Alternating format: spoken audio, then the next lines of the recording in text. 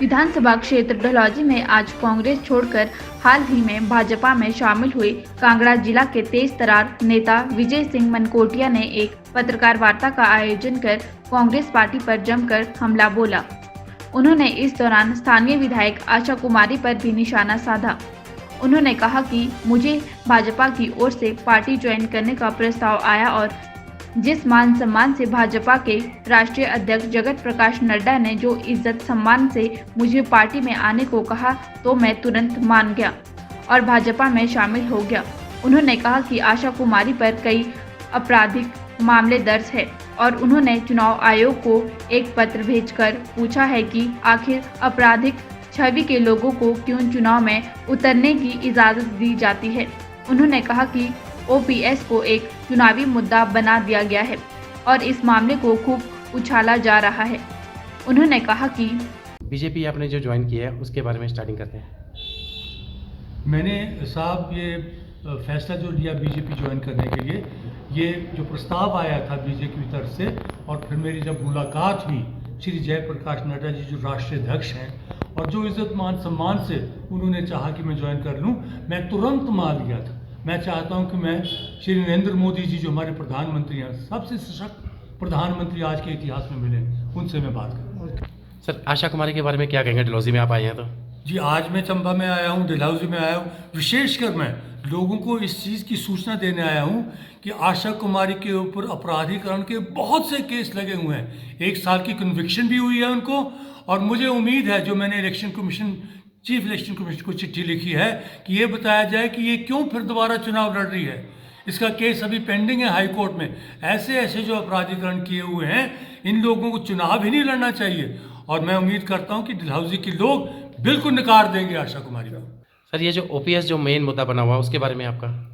ये चुनावी मुद्दा बन गया, एक बहुत भड़काया इस चीज़ को, लेकिन मैं समझता हूँ कि जो संकेत हमें मिले हैं, राष्ट्रीय नेतृत्व तक ये मामला पहुंच गया है, हमारी तरफ से भी पहुंचा है और शायद बहुत जल्दी इसके ऊपर हमारा राष्ट्रीय नेतृत्व जो है, चाहे वो प्रधानमंत्री हों, चाहे वो गृह मंत्री हों, चाहे जयप्रकाश नड्डा, ऐसे स्तर के जो बड़े बड़े नेता हैं, इसके ऊपर विचार करके अब कोई ना कोई, मैं समझता हूँ कोई अच्छी सी घोषणा जो है वो करेंगे, ताकि ये गुमराह जो कर रही है कांग्रेस पार्टी, इनको ऐसी बात नहीं है। हमारी केंद्र में जो नेतृत्व है ज़रूर सहानुभूति से इनका मसले का हल करेंगे। इस समय जो आप चुनाव प्रचार के लिए पूरे हिमाचल में चले हुए हैं, तो उसके बारे में आप क्या बोलेंगे? चंबा में आके मुझे बड़ी खुशी हुई साहब कि बड़ी पॉजिटिव रिपोर्ट मिल रही है। लोगों के हौसले बड़े बुलंद हैं यहाँ, जो बीजेपी के अधिकारी और कार्यकर्ता हैं। और इस वक्त जो हमें फीडबैक मिल रहा है जनता से, ऐसे लगता है कि पांचों की पांचों सीटें जो हैं भारतीय जनता पार्टी जीतने वाली है। और मैं समझता हूँ इससे बहुत ताकत मिलेगी हमारे प्रधानमंत्री को, हमारे जयप्रकाश नड्डा जी को और हमारे मुख्यमंत्री जयराम ठाकुर जी को। और मैं समझता हूँ कि बहुत अच्छा एक नतीजा लेके हम विजयी होके यहाँ से सब सीटों के ऊपर विजयी होके आप हमारे कैंडिडेट से आएंगे।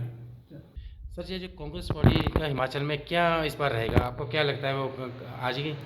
जी, बड़ा दुख होता है मुझे, क्योंकि मेरा एक नाता रहा है पहले कांग्रेस पार्टी के, आज बिल्कुल वो नेतृत्वहीन हो गई है। और मैंने पहले भी कहा, ना तो धर्म रहा वहाँ, ना सत्य रहा, ना कर्म रहा, ना शर्म रही है उनकी। ऐसे लोग आगे हैं नेतृत्व में, रहा ना कर्म रहा, ना शर्म रही है उनकी। ऐसे लोग आगे हैं नेतृत्व में जो बेल के ऊपर छूटे हैं। वहाँ की अध्यक्षता बेल के ऊपर है, उनका पुत्र बेल के ऊपर है, यहाँ आशा कुमारी बेल के ऊपर है। ऐसे लगता है बेल और जेल में अब कोई अंतर नहीं रहा। ऐसे लोग आगे हैं, इसलिए नकार देगी हिमाचल प्रदेश की जनता, कांग्रेस पार्टी को नकार देगी।